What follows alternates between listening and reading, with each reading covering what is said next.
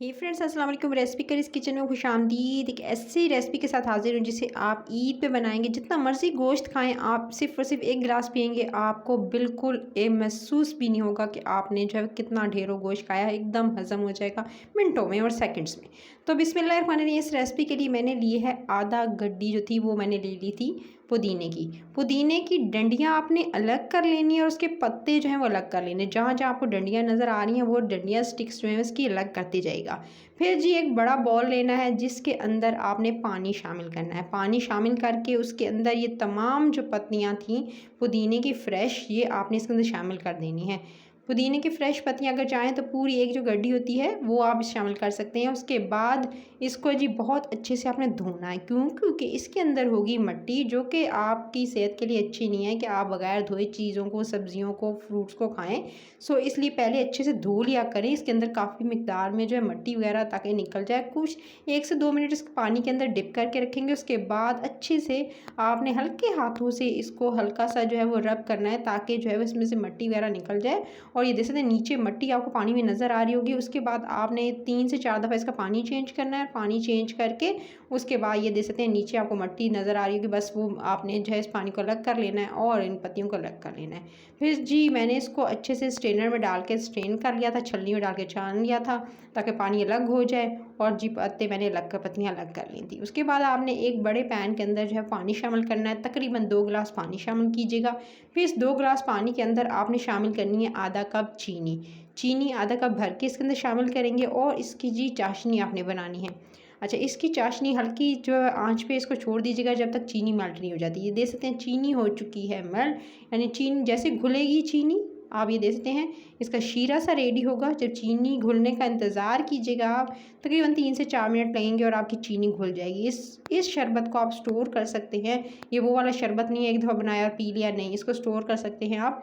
इसके अंदर 2 अदद आपने हरी इलायचियाँ शामिल करनी है। जब चीनी अच्छे से घुल जाए 2 अदद हरी इलायची शामिल कर दीजिएगा जो कि हाजमे के लिए बहुत अच्छी होती है। सो आपने हरी इलायची के साथ ही पुदीने की धोई हुई जो पत्तियाँ थीं वो इसके अंदर शामिल कर देनी है। पुदीने की पत्तियों को आप इसके अंदर शामिल कर देंगे और उसके बाद अब आपने इसको उबलने देना है। इसको हल्की से दरमियानी आंच पे रख के आपने बिल्कुल तेज़ आंच नहीं करनी है, क्योंकि जितना पकाएंगे उतना इसके अंदर रस जाएगा पत्तियों का, और जितना रस जाएगा उतना आपका जो है वो मज़ेदार शरबत बनेगा। और उसके अंदर तमाम का तमाम एक्सट्रैक्ट जो उसका निचोड़ है वो सारा इसके अंदर जो है बस पानी में घुलता जाएगा। सो आपने इसको धीमी आंच पे पकाना है। चाहे तो कवर करके पका सकते हैं। ये दे सकते हैं इसको पकाते हुए मुझे तकरीबन 10 मिनट हो चुके थे। मैंने इसे कवर करके छोड़ दिया था।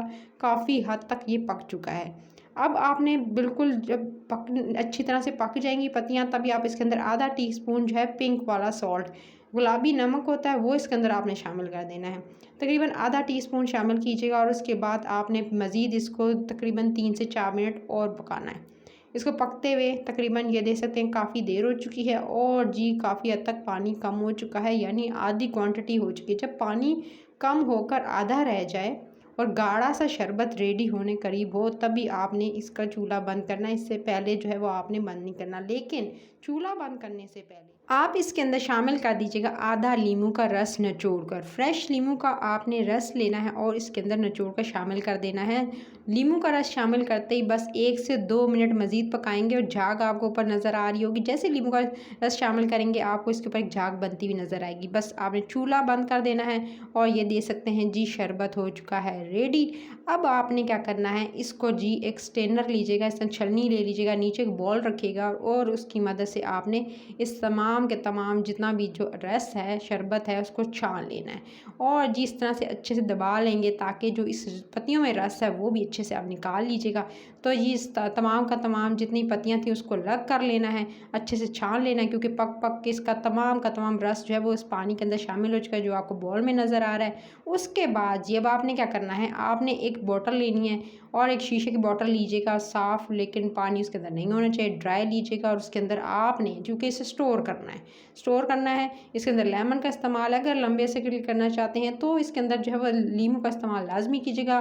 क्योंकि एक नींबू जो है प्रिजर्वेटिव का काम करेगा और आपका शरबत ख़राब नहीं होगा। इसको भर के ठंडा करके, लेकिन ठंडा करके इसको शीशे की बोतल में भर कर आप जो है वो सेव कर लीजिएगा, जितना आप सेव करना चाहते हैं।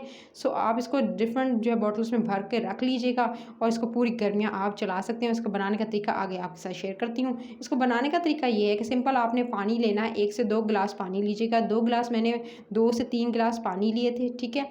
उसके साथ ही आपने तुखम मलंगा जो है भिगो कर रखना है और 2 से 3 टेबलस्पून को थोड़े से पानी के अंदर तुखम मलंगा जो है भिगो कर रख दीजिएगा और ये काफ़ी हद तक फूल जाता है। जब फूल जाए तभी आप इसके अंदर शामिल कीजिएगा और उसके बाद तकरीबन जो है आपने इसके अंदर शामिल करना है शरबत के 3 टेबलस्पून, 3 चम्मच जो नॉर्मल खाने के होते हैं वो इसके अंदर शामिल कर दीजिएगा और उसके बाद मज़ीद 1 गिलास पानी शामिल करके एक शरबत बना लीजिएगा। ये दे सकते हैं क्योंकि चीनी की मकदार इसके अंदर ऑलरेडी चीनी है। सो आप जो है चीनी की मकदार का अगर डालना चाहें तो ब्राउन शुगर का इस्तेमाल कर लीजिएगा या चीनी थोड़ी सी ऐड करना चाहते हैं कर लीजिएगा। मेरे लिहाज से परफेक्ट था मीठा।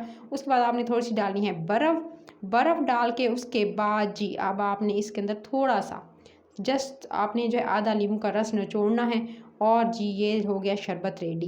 इसी तरह से बॉटल में से निकालते जाएंगे और शरबत पहले से इसी तरह से पानी के अंदर ये तमाम चीज़ें डालकर इसी तरह से रेडी करते जाएंगे और उसको जो फ्रिज में आपने रखना है, बॉटल वाला जो आपको मैंने बताया था, आपने शीशे की बॉटल में जो डाला था सेव किया था उसको आप फ्रिज में रखिएगा, लंबे अरसे तक चल जाएगा। रेसिपी अच्छी लगी तो लाइक शेयर और चैनल रेसिपी कर इसको सब्सक्राइब कर लीजिएगा। ईद उल अज़हा से रिलेटेड मज़े मज़े की वीडियोस आने वाली है, सो मिस आउट नहीं करनी है आपने और सब्सक्राइब कर लेंगे, नोटिफिकेशन मिलेगी, उसको एंजॉय कर सकेंगे। इस रेसिपी को ज़रूर बनाना है आपने, ट्राई करना है, अपना फीडबैक देना है। ख्याल रखिएगा, टेक केयर।